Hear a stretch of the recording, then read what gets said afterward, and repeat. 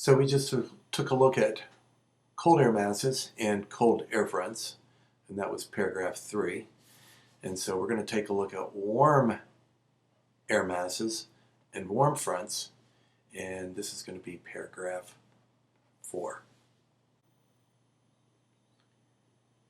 So a warm front is formed when a warm air mass pushes into a slow-moving cold air mass.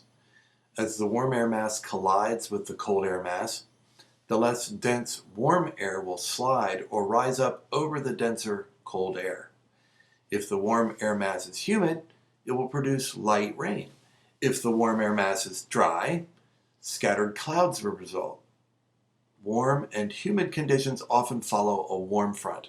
On a weather map, a line of half circles symbolizes a warm front, and the half circles point in the direction of the warm moving air.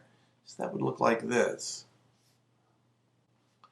This would be warm air, and it would be moving this way. So take your green colored pencil. A warm front is formed when a warm air mass pushes into a slow-moving cold air mass. That's how we would describe a warm front. Warm air moving towards and over cool or cold air. And with your blue colored pencil, there are a number of main ideas we want to get here. Less dense warm air slides up and over more dense cold air. If it's humid, it'll produce rain. If the air mass is dry, we might just have clouds. Warm and humid conditions often follow a warm front. And then we already talked about the symbol for the weather map.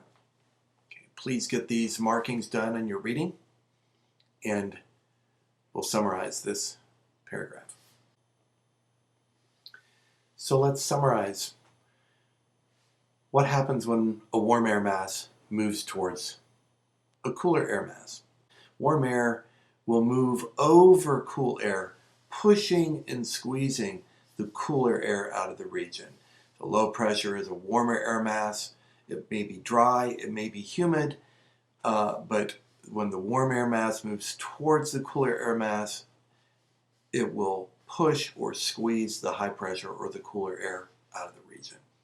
Please make sure you get this sketch down, label it, and write these little descriptions along with it.